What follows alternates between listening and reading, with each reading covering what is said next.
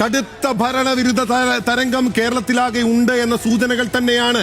ഉറപ്പിക്കണം, അല്ലെങ്കിൽ ഇങ്ങനെ ഒരു വിധി ഉണ്ടാവില്ല. ഇത്രയും വലിയ ഇടതുകോട്ടകൾ പൊളിയില്ല. ബിജെപി സംസ്ഥാന കാര്യാലയം ഇരിക്കുന്ന വാർഡിൽ കോൺഗ്രസ് ജയിക്കുന്നു, AKG സെന്ററിൽ ഇരിക്കുന്ന വാർഡിൽ UDF ജയിക്കുന്നു. ബിജെപി സംസ്ഥാന കാര്യാലയം ഇരിക്കുന്ന വാർഡിൽ കോൺഗ്രസിന് ജയം. ബിജെപി തിരുവനന്തപുരത്ത് BJP സംസ്ഥാന കാര്യാലയം ഇരിക്കുന്നിടത്ത് കോൺഗ്രസിന് ജയം. LDF കൺവീനറുടെ മണ്ഡലം പേരാമ്പ്ര, അത് UDF പിടിച്ചു.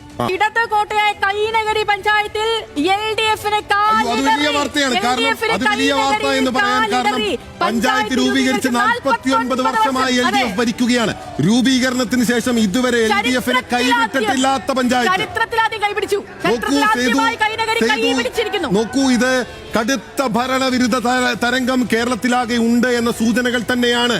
ഉറപ്പിക്കണം, അല്ലെങ്കിൽ ഇങ്ങനെ ഒരു വിധി ഉണ്ടാവില്ല. ഇത്രയും വലിയ ഇടതുകോട്ടകൾ പൊളിയില്ല. ഈ ചമ്പക്കുളത്ത് എന്താ അവസ്ഥ? ചമ്പക്കുളത്ത് LDF ൽ നിന്ന് UDF തിരിച്ചുപിടിച്ചു. LDF നിന്ന് UDF ചമ്പക്കുളം തിരിച്ചുപിടിച്ചു. ഈ ഭരണവിരുദ്ധ വികാരം എന്നുള്ള പോയിന്റ് പറയാനുള്ള ഒരു കാരണം, 49 വർഷമായി LDF രൂപീകരണ ശേഷം ഭരിച്ചിട്ടുള്ള ആലപ്പുഴയിലെ കൈനഗരി പഞ്ചായത്ത് UDF പിടിക്കുന്നു. 25 വർഷമായി LDF ഭരിച്ചിട്ടുള്ള പേരാമ്പ്രയും ചക്കിട്ടപ്പാറയും ഉൾപ്പെടെയുള്ള കോഴിക്കോട്ടെ ഇടതുകോട്ടകൾ UDF പിടിക്കുകയാണ്. വലിയ, അതായത് ഒരിക്കലും ഇളകില്ല എന്ന് വിചാരിച്ച കോട്ടകളാണ് ഇളകിയിരിക്കുന്നത്. കൊല്ലം കോർപ്പറേഷൻ അതിനേക്കാൾ വലിയ വലിയ ഉദാഹരണമില്ല. കാരണം കൊല്ലം ഏറ്റവും ശക്തി കേന്ദ്രമായിരുന്നു, അവിടെ വലിയ തിരിച്ചടി ഉണ്ടായി.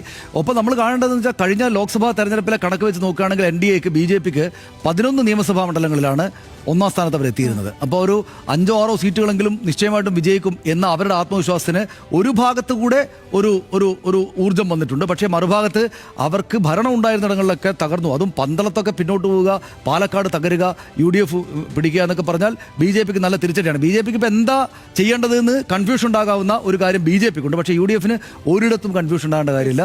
കേരളം UDFനെ പുണർന്നു പിടിച്ചിരിക്കുകയാണ് എന്ന് പറയുന്നതിൽ യാതൊരു അത്ഭുതവും ഈ ഘട്ടത്തിൽ.